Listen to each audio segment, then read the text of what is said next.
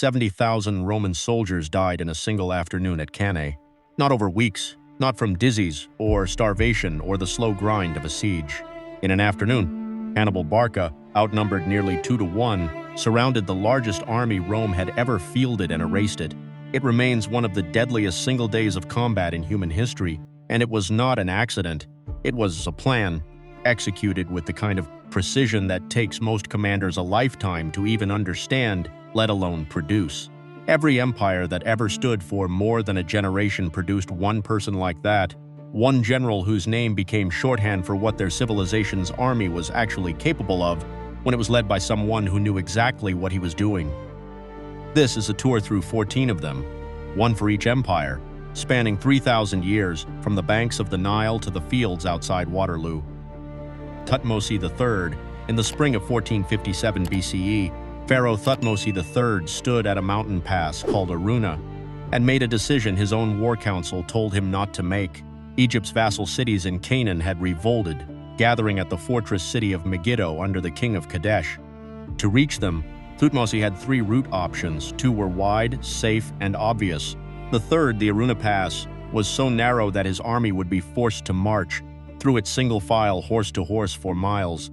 If the enemy caught them strung out in that gap, the Egyptian army would be destroyed before it ever reached the battlefield. His generals voted for the safe roads. Thutmose chose Aruna anyway, reasoning that the enemy would never expect a competent commander to take that risk, and so wouldn't bother defending it. He was right. The Egyptian army filed through unmolested and emerged directly behind the coalition forces, who had spread their defenses across the 2 roads. Everyone agreed were the sensible ones. What follows is one of the oldest detailed battle accounts in existence, recorded by Thutmose's scribe Chaneni and carved into the walls of the Temple of Amun at Karnak. The Canaanite coalition broke and fled into Megiddo so fast that the city gates were shut behind them, leaving abandoned chariots scattered outside the walls. Thutmose's army, instead of pressing the advantage immediately, stopped to loot the chariots, and the siege that should have taken a day took 7 months instead. Thutmose never lost a campaign across roughly 17 military expeditions over 20 years, expanding Egypt's reach from the Euphrates to Nubia. But Megiddo is the one that survives in his own words, carved in stone, and it survives because of that pass. The gap nobody else was willing to walk through. Cyrus the Great, by 539 BCE, Cyrus II of Persia had already beaten the Medes, the Lydians under Croesus, and most of the kingdoms of the Iranian plateau. Babylon was next, and Babylon was supposed to be unbeatable. Its walls were famous across the ancient world for their thickness, wide enough, according to later writers, for a chariot to turn around on top of them. Cyrus didn't storm them. According to the Nabonidus Chronicle, a Babylonian record from the period, Cyrus's forces diverted the Euphrates River, which ran directly under the city walls, lowering the water level enough for his soldiers to wade in along the riverbed while the city celebrated a festival. Babylon fell with what the Chronicle describes as no battle at all. Then came the part that made Cyrus genuinely unusual among conquerors of his era. He didn't raze the city.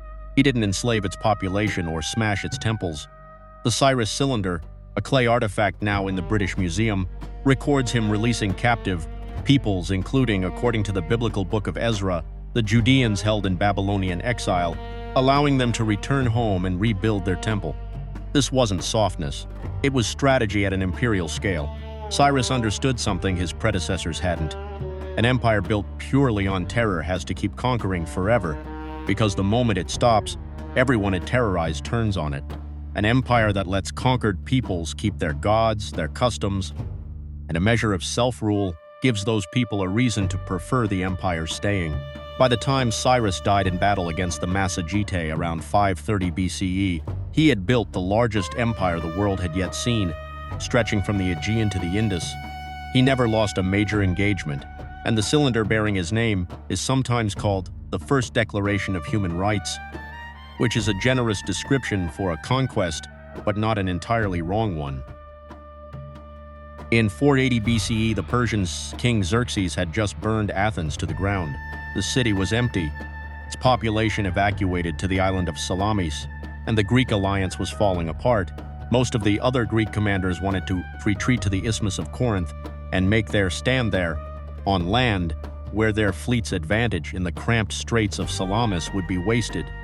Themistocles, the Athenian commander, had a problem.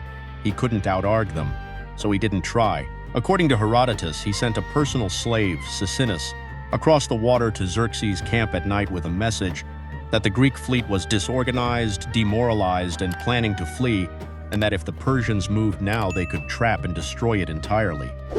It was on its face an act of betrayal. It was actually the opposite. Xerxes took the bait and split his fleet to block both exits from the straits overnight, sealing the Greeks in, which was exactly what Themistocles wanted, because it meant the other Greek commanders no longer had the option to retreat. The decision had been made for them. The battle that followed crammed hundreds of Persian ships into a strait too narrow for them to maneuver, where the lighter, faster Greek triremes cut them apart one at a time. Aeschylus, who likely fought at Salamis himself, wrote a play about it 8 years later. The Persians, describing the wrecks choking the water so thickly that the sea itself seemed to disappear under them. Themistocles never won a battle through superior numbers, superior ships, or superior troops. He won the one battle that mattered most by understanding, with total clarity, exactly how his own allies would behave if he gave them no other choice, and how his enemy would behave if handed a lie that flattered what they already wanted to believe. Alexander the Great at Gaugamela in 331 BCE, Alexander faced a Persian army under Darius III that outnumbered his own by a wide margin. Ancient sources, prone to exaggeration, claim Persian numbers in the hundreds of thousands, though modern historians place the real figure considerably lower, while still giving Darius a clear advantage. Darius had also chosen and leveled the ground himself, clearing it of obstacles specifically, so his scythe chariots and cavalry could operate at full effect. Alexander's response was to march his army at an angle, diagonally, away from the center of the Persian line, drawing Darius's flanking cavalry further and further out to match him. It looked, to the Persian side, like Alexander was retreating, or at least avoiding the center. He was stretching the Persian line until a gap opened in it, and the moment it did, Alexander wheeled his companion cavalry and drove it straight through the gap, directly at Darius's own position. Darius fled the field. Again, he had done the same thing 2 years earlier at Issus, and both times, the flight of the king broke the morale of an army that, on paper, should have won. What made Alexander genuinely rare wasn't courage. Plenty of ancient commanders were personally brave to the point of recklessness, Alexander included. He was wounded multiple times leading from the front. It was the combination, the ability to hold an entire battlefield's shifting geometry in his head while it was still moving, find the one weak point as it opened, and then physically be the spear that went through it. Most generals could do one or the other. Alexander did both every time for 13 years without ever losing a major battle, from Greece to Egypt to the edge of India. He died at 32 in Babylon, the empire he built already starting to come apart in the room before his body was cold. The man who could read a battlefield like no one before him left no plan at all for what came after one. Hannibal Barca, 2 years after Cannae, the question that mattered most about Hannibal wasn't how he won it. It was why he never used it. Cannae itself, in 216 BCE, was executed almost exactly as planned. Hannibal arranged his line in a crescent, bulging toward the Romans, with his weakest troops at the center. The Romans, predictably, pushed hardest where the line was weakest, and the center gave way slowly, deliberately, drawing the Roman legions deeper into the curve. Then Hannibal's stronger troops on the flanks closed in, and his cavalry, having already routed the Roman cavalry on both wings, slammed into the legions from behind. The result was a double envelopment, a complete encirclement of an army roughly twice the size of Hannibal's own, and it is still taught at military academies today, more than 2,000 years later, as close to the Platonic ideal of the tactic. Roman casualties that day, according to Polybius and Livy, ran somewhere between 50 and 70,000 men, including a sitting consul. Rome did not surrender, and here is the turn. Hannibal's cavalry commander, Maharbal, reportedly urged him to march on Rome itself immediately, while the city was undefended and in chaos, telling him that within 5 days he could be dining in the capital. Hannibal refused, judging his army too depleted. and too far from supply to besiege the capital of an enemy that could still raise more legions. Livy records Maharbal's response, that the gods had not given any one man every gift, and that Hannibal knew how to win a victory but not how to use one. Hannibal spent the next 13 years marching around Italy, undefeated in the field, while Rome simply declined to fight him directly again, and instead rebuilt, outproduced, and eventually invaded Carthage itself, forcing Hannibal home to lose the only major battle of his career, at Zama, to a Roman general who had spent years studying exactly how Cannae worked. Scipio Africanus, the Roman general who beat Hannibal, had spent his entire career being shaped by him. Publius Cornelius Scipio survived two of Rome's worst defeats of the Second Punic War as a young officer, Trebia and Cannae itself, where he was reportedly among the few senior officers to escape the encirclement. Rather than treat those disasters as something to forget, he studied them. By the time he was given independent command in Spain, still in his mid-20s and holding no formal magistracy that should have qualified him for it, he had effectively reverse-engineered Hannibal's own playbook. At the Battle of Ilipa in 206 BCE, Scipio used a version of Hannibal's Cannae maneuver against Hannibal's own allies, weakening his center, strengthening his flanks, and enveloping a Carthaginian army in Spain. 6 years later at Zama in 202 BCE, he faced Hannibal directly for the only time in either man's career. Scipio had spent the prior years building an alliance with Numidian cavalry under Massinissa, cavalry that had until recently fought for Carthage. At Zama, that same Numidian cavalry tipped the battle, riding down Hannibal's own flanks the way Hannibal's cavalry once rode down Rome's. Hannibal lost his only major battle to a man who had built his entire career studying how Hannibal won. Here's the part that separates Scipio from almost every other name on this list. After Zama, after Carthage surrendered, after Rome offered him honors that bordered on monarchy, a permanent consulship, the title Africanus, talk of a dictatorship for life, Scipio walked away from public power. He retired to his estate at Laternum and, according to Livy, asked that his tomb bear no honors from the city he'd saved, supposedly with the line that ungrateful Rome would not even have his bones. Rome had just discovered it could produce a general capable of beating its greatest enemy. It never quite figured out what to do with one who didn't want to rule it afterward. Julius Caesar in 58 BCE.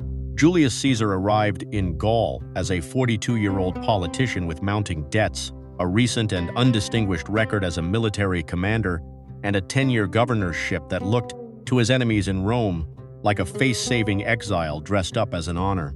8 years later, he had conquered the entirety of Gaul, roughly the territory of modern France and Belgium, fought off two separate invasions across the English Channel into Britain and crossed the Rhine into Germanic territory, specifically to demonstrate that Rome could, even though it chose not to stay. The campaign that defines Caesar as a commander, though, isn't any single battle. It's Alesia in 52 BCE, facing a massive Gallic uprising under Vercingetorix, who had retreated into the hilltop fortress of Alesia with roughly 80,000 men. Caesar did something that should not have been possible with the forces he had. He built a wall around the entire fortress, 11 miles of fortifications to besiege it. Then, when a Gallic relief army of reportedly far larger size arrived to break the siege from outside, he built a second wall, facing outward away from Alesia, to defend his own besiegers from being besieged themselves. Caesar's army, sandwiched between two enemy forces on two sides of its own siege lines, held both walls and won both fights simultaneously. Vercingetorix surrendered. Gaul was finished as an independent power for the next several centuries. Caesar wrote the whole campaign up himself in Commentari de Bello Gallico, composed deliberately in the third person, as though some neutral observer were simply recording what Caesar did. It reads like history because Caesar wanted it to be read as history by the people back in Rome whose votes and loyalty he'd need the moment he marched his army home, which 3 years later he did, crossing a small river called the Rubicon and ending the Roman Republic in the process. Khalid ibn al-Walid fought as an enemy of Islam before he fought for it. At the Battle of Uhud in 625 CE, he commanded the Meccan cavalry that broke the Muslim line and very nearly killed Muhammad himself. 5 years later, he converted, and within a decade, he was leading the armies of the Rashidun Caliphate, across two collapsing empires at once. The number usually attached to Khalid is roughly 100. Battles fought, none lost against the Byzantines, the Sassanid Persians, and rival Arab tribes in terrain ranging from Iraqi desert to the mountains of the Levant. At the Battle of Walaja in 633 CE, badly outnumbered by a Persian force, he used a double envelopment, concealing two cavalry wings behind terrain and springing them on the Persian flanks once their center had committed, a maneuver historians have compared directly to Cannae, executed by a commander who had almost certainly never heard of it. Then in 634 CE, at the height of the conquest of Syria, the Caliph Umar removed him from supreme command, not for failure but reportedly because Umar worried the army was crediting its victories to Khalid rather than to God, and feared the people's faith was becoming attached to a man rather than to the cause. Khalid's response is the part that lands. He didn't refuse the order and he didn't desert. He stayed in the army, serving under the officer who replaced him, fighting in the ranks at the decisive Battle of Yarmouk later that same year. A battle the Byzantines lost so completely that it effectively ended their rule over Syria and Palestine for good. The man who had commanded armies across two empires spent the most consequential battle of the entire campaign, taking orders from someone he'd outranked the week before, because the only thing he seemed to actually want was to keep fighting. He died years later in his bed in Homs, reportedly remarking that he had fought in so many battles searching for a martyr's death that there was no part of his body left without a scar from a sword, a spear, or an arrow, and that sleep had found him any segment. Li Jing in the winter of 629 to 630 CE, the Tang general Li Jing did something the Eastern Turkic Khaganate's own leadership considered impossible. He attacked them in winter, in their own territory with cavalry. The Eastern Turks under Ilig Khagan had spent decades as the dominant power on China's northern steppe frontier, strong enough that the founding emperor of the Tang dynasty had, early in his reign, paid them tribute to keep the peace. By 629, internal divisions had weakened the Khaganate, and Emperor Taizong sent Li Jing north with several armies to finish it. Li Jing moved in winter, when steppe armies traditionally stood down, their horses thin from poor grazing, their camps scattered and unprepared for a campaign season nobody fought in. He led a forced march through a snowstorm with a relatively small advance force, struck Ilig Khagan's main camp before any warning could reach it, and shattered it. Ilig Khagan fled with the remnants of his court, was pursued, and was eventually captured and brought to the Tang capital at Chang'an, where Emperor Taizong, by then claiming the title of Heavenly Khan over the steppe peoples, had him paraded rather than executed, and gave him a minor court position until his death some years later. The campaign effectively ended the Eastern Turkic Khaganate as an independent power and is recorded in the Ju Tang Shu, the Old Book of Tang, as one of the foundational military achievements of Taizong's reign. Li Jing went on to write military treatises that were studied for centuries afterward. The Duke Li Wei Gongwen Dui, structured as a dialogue between Li Jing and Emperor Taizong on strategy, remained part of China's classical military canon alongside Sun Tzu. What made Li Jing dangerous wasn't raw aggression. It was that he understood an enemy's calendar as well as their order of battle, and attacked on the one date their entire military culture had agreed nobody attacks. Belisarius by 540 CE, Belisarius had reconquered North Africa from the Vandals, retaken Rome and most of Italy from the Ostrogoths, and captured the Persian fortress city of Dara, 3 theaters, 3 different enemies, on behalf of an emperor who, by most accounts, never fully trusted him with any of it. The Vandal campaign of 533 to 534 CE was almost absurdly efficient. Belisarius landed in North Africa with a force small enough that the Byzantine court considered the expedition a long shot, defeated the Vandal king Gelimer in 2 battles, and ended a kingdom that had controlled the Western Mediterranean's grain supply for nearly a century in under a year. Procopius, who served as Belisarius's own secretary and wrote the official history wars of Justinian, recorded Gelimer being brought to Constantinople for a triumph, reportedly laughing at the absurdity of his own reversal of fortune rather than weeping. Italy was harder. A grinding multi-year campaign against the Ostrogoths that included the famous siege of Rome where Belisarius held the city with a garrison a fraction the size of the besieging army outside its walls. Here is the turn. Procopius wrote two histories of Belisarius's career. One, the official wars, is a record of victories. The other, written in secret and not published until after Procopius's own death, the secret history, describes a different story.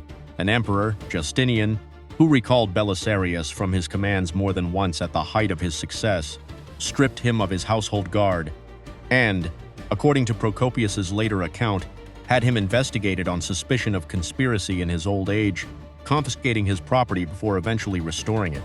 Belisarius died in 565 CE, the same year as Justinian, having spent 3 decades winning back roughly a third of the territory the Western Roman Empire had lost. For an emperor who, the secret history makes clear, never stopped being afraid of him. Genghis Khan, the Mongol army that conquered more territory in 25 years than Rome did in 400, had a problem most empires never solve. It was small. At its largest, the Mongol military under Genghis Khan numbered somewhere around 100,000 to 200,000 men, a fraction of the population of the empires it dismantled. The Jin dynasty in northern China alone could field armies several times that size. The numbers should not have worked. What made it work was not raw violence, though there was plenty of that. It was a communications and intelligence system that moved faster than anything else on the continent. The Mongol relay system, riders changing horses at staging posts roughly every 20 to 30 miles, allowed orders and intelligence to cross thousands of miles in days rather than weeks, giving Genghis Khan something close to real-time awareness of multiple fronts at once in an era when most rulers learned about a battle months after it happened. Then there was the deception. Before the destruction of the Khwarezmian Empire in 1219 to 1221 CE, Mongol forces routinely used fake retreats, a tactic perfected over generations of steppe warfare, where a unit would flee in apparent panic, drawing pursuing cavalry away from their own lines and into a planned ambush, sometimes after days of sustained retreat designed to exhaust and overextend the chasing force. And there was psychology. Cities that surrendered without a fight were often spared significant destruction and absorbed, their artisans and engineers redistributed across the empire. Mongol armies famously incorporated Chinese siege engineers into campaigns against fortified cities in Central Asia and the Middle East. Cities that resisted, particularly after a Mongol envoy had been killed, were made into examples severe enough that the next city down the road generally didn't resist at all. The reputation did as much work as the army. Genghis Khan died in 1227 CE of causes that remain genuinely disputed among historians: illness, injury from a fall, or something else entirely, depending on which source you read. The empire he built was, at the moment of his death, still expanding, run by a system of communication, logistics, and reputation that had been built specifically so that it could keep functioning without him in the room. Timur in 1402 CE. Outside Ankara, Timur did something no one else in the medieval world had managed. He captured an Ottoman sultan on the battlefield, Bayezid I, known as the Thunderbolt for the speed of his campaigns, and the man who had spent years besieging Constantinople and crushing a European crusader army at Nicopolis, marched against Timur's forces with an army that included troops worn down by a forced march in summer heat, with their water sources reportedly fouled or diverted beforehand by Timur's forces. The battle that followed broke the Ottoman army, and Bayezid himself was captured. He died in captivity within roughly 8 months, by most accounts from illness rather than mistreatment, though later legend, including, much later, a Christopher Marlowe play, embellished the captivity into something crueler than the historical record supports. Timur never lost a major battle in roughly 35 years of campaigning, across territories stretching from India to Anatolia to the edges of China, which he was preparing to invade when he died in 1405 CE. He sacked Delhi in 1398, Baghdad in 1401, and Damascus that same year, and the sieges of Baghdad in particular are remembered for towers built from the skulls of the city's dead, a detail that appears across multiple contemporary and near-contemporary accounts, and was, by several historians' estimates, not exaggeration. Here's the part that doesn't resolve cleanly. Timur was also a serious patron of architecture and scholarship, His capital at Samarkand became one of the great cultural centers of the 15th century, and his grandson Ulugh Beg would go on to build one of the era's most advanced astronomical observatories there. The same empire that produced skull towers at Baghdad also produced some of the finest architecture and astronomy of its century, often within a single generation, sometimes funded by the same conquests.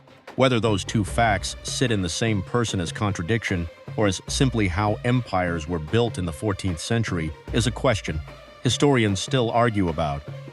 Timur characteristically left no record suggesting he saw a contradiction at all. Bahram Khan in 1556 CE, the Mughal Empire was 13 years old, and its emperor was 13 years old too. Akbar had inherited the throne from his father, Humayun, who died after a fall down a staircase just months after reclaiming Delhi from a period of exile. The empire Akbar inherited was barely an empire at all, contested, fragile, and immediately challenged by Hemu, a Hindu general who had seized Delhi and Agra and was being crowned with the title Vikramaditya by his own forces. Bahram Khan, Akbar's regent and the commander of his army, met Hemu's much larger force at the Second Battle of Panipat in November 1556. Hemu's army reportedly had the early advantage. By some accounts, Hemu himself was close to victory, riding an elephant at the front of his forces until an arrow struck him in the eye and his army, suddenly leaderless at the front, collapsed. Hemu was captured and executed. Bahram Khan had, in a single afternoon, turned a contested claim into an empire that would last 3 centuries. For the next 4 years, Bahram Khan effectively ran the Mughal state, expanding its territory and stabilizing Akbar's rule during the years a child emperor couldn't rule alone, and then in 1560, Akbar, now 18, dismissed him. Sources differ on exactly why: court intrigue, Akbar's mother and other factions maneuvering against the regent, or simply a young emperor wanting to rule in fact as well as name. Bahram Khan was ordered to make a pilgrimage to Mecca. On the way, in Gujarat, he was assassinated by an Afghan whose father had died at Panipat years earlier, killed, in the end, by the unfinished business of the very battle that had made the empire he'd just been removed from. Akbar reportedly took Bahram Khan's young son into the imperial household afterward. That son, Abdul Rahim, grew up to become one of the great poets and patrons of the Mughal court, which is either an apology or simply how empires absorb their own loose ends. Possibly both. Napoleon Bonaparte at Austerlitz in December 1805, Napoleon did something that should have terrified his own staff. He deliberately weakened his right flank, leaving it dangerously thin, and waited for the combined Austrian and Russian armies to notice. They noticed. The Allied commanders, seeing what looked like an exploitable gap, shifted a large portion of their force toward it, abandoning the high ground of the Pratzen Heights in the center of the battlefield to do so. That was the trap. The moment the heights were vacated, Napoleon's center, which he had concealed in low ground specifically so the Allies couldn't see how strong it actually was, surged up and took the high ground, splitting the Allied army in two and rolling up both halves from the middle outward. Austerlitz is sometimes called Napoleon's masterpiece, and the scale of the result supports it. The Austrian Empire sued for peace within weeks, and the battle effectively ended the Holy Roman Empire, which was formally dissolved the following year. Napoleon had, by this point, already redesigned how European armies were organized, structured, and supplied. The corps system, allowing large armies to march in separate, self-sufficient formations and concentrate rapidly only when needed for battle, was his innovation, and most European militaries spent the rest of the century copying it. Here is why he closes this list, and why being the most complete general isn't the same as being the one who got it right. In 1812, Napoleon marched 400,000 to 500,000 men into Russia. Sources vary on the exact figure, but all agree it was the largest army Europe had ever assembled. He won the battles. He took Moscow. The Russians burned their own capital rather than let him winter in it, and retreated rather than fight a final battle he could win. Napoleon's army, with nothing left to capture and no enemy left to defeat, began the long march home through a Russian winter that killed it more thoroughly than any battlefield had. Fewer than 100,000 of those men made it back. 3 years later, at Waterloo, The empire that the core system and the Pratzen Heights and a decade of unbroken brilliance had built came apart in an afternoon against an army that, for once, simply didn't break when it was supposed to. Every general on this list won by understanding something their enemy didn't. Napoleon is the only one whose downfall came from the same place as his rise, an absolute, total confidence that the thing that had always worked would work one more time.